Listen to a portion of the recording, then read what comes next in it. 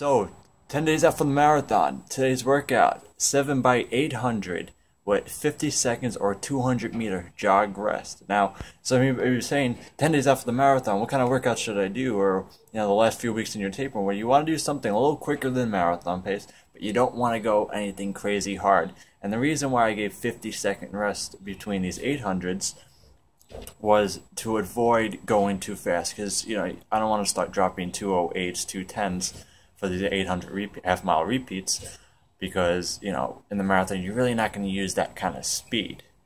But my times were 220, 220, 220, 219, 218, 218, and 217, respectively. So, sub 440 pace, definitely useful in the last couple miles, the last 10K of the marathon. But you don't need anything really that special, and you don't want to go at your VO2 max, really. You want to be more like sub VO2 max, but having it feel good, having it feel just basically aerobic. And after, you got your oranges. It's good to eat like 50 of these after a workout like that. Get your amino acids, citric acid, stuff that cleans the blood, get you carved up and ready to go. Now, the thing about doing intervals for certain guys, now for people starting out on a marathon training program, or just starting out with running, in general, you don't want to get on the track and then you get on the track and you're banging 800 repeats in 3 minutes and 30 seconds, 4 minutes, and you're doing them as hard intervals. You don't really want to do it, because if you're going that slow, there's obviously a lot of other issues you have to work on before you actually start turning the legs over. And when you're running 3:34 minutes for 800 repeats, it's really more of your form, because I know who you guys are who are really slouched down, who really cramped like this, and they're not opening up the legs, or very weak in the core and very weak in certain areas, really sitting down running. And the way to get faster is really to, one, obviously you have to run more mileage, because you probably don't have that strength because you don't have that aerobic base.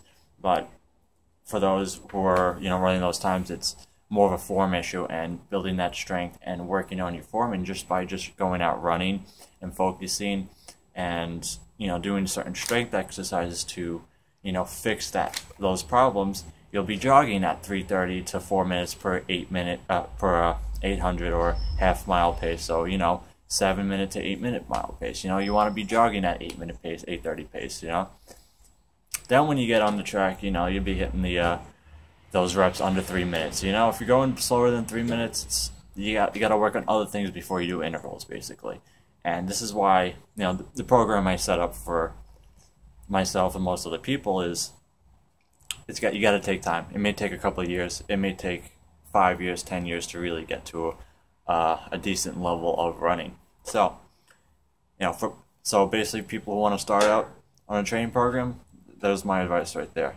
Just get out and do some miles, do some strength training. Don't get on the track and start banging out speed reps, because you don't need it yet. I generally do a lot of aerobic things, keeping everything from threshold training and above sub VO2 max to around VO2 max, which is like my 5K pace, 420s per mile.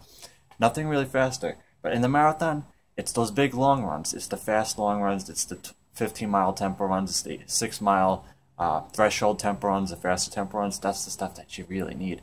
And you come into the taper period, you start bringing down the mileage. I still double every day. I want to be under 140 this week. It's from being 190. You don't want to have a huge drop from tapering, because I hit, most of my miles are say 160, had a 190 in there, 170. You don't want to go right down to 90 right away. You want to go down to 140, then 120, then to 90. The past 3 weeks. And really, it's the last 10 days I feel are the most important for me, because I do recover quickly, so I could keep the mileage fairly high at a certain point before the last 10 days. Okay, so other guys running 90, 100 miles a week, you're training for a marathon. You'll want to go to, let's say, 80 the last 3 weeks. Not too much of a big jump. 80, then 70, then 60, and that's all you really need, because you don't have to taper so much, because the marathon, once again, doesn't require super fast turnover. When you get into track season, you'll have lower mileage because you want more of that fast turnover, but since you're used to running higher mileage and slower turnover, just by cutting back a little bit is going to make you feel great and have give you, keep that strength going for the marathon without having to, drop a sub 4-minute mile pace or a sub 60-second last 400 meters. You're not going to use that in the marathon.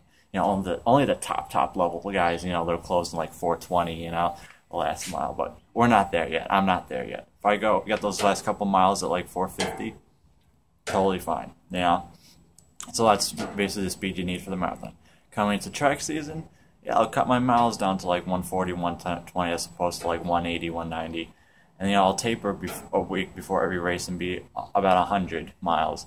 And there I'll be doing more like 6x800 and 210 with not 50 seconds rest, but 2 minutes rest, equal rest, because it's more of a VO2 max. Because now I want more rest to go faster for track season. But we'll save that for another video. So that's about it for today. 10 days out for the Wendesday Marathon. I started a GoFundMe account. If any of you guys want to help me out and donate $5, I don't care. My coach suggested it, and it may help me out a lot with, I'm still paying for the plane ticket and, food and stuff. I just got the hotel for free, so, as an elite runner.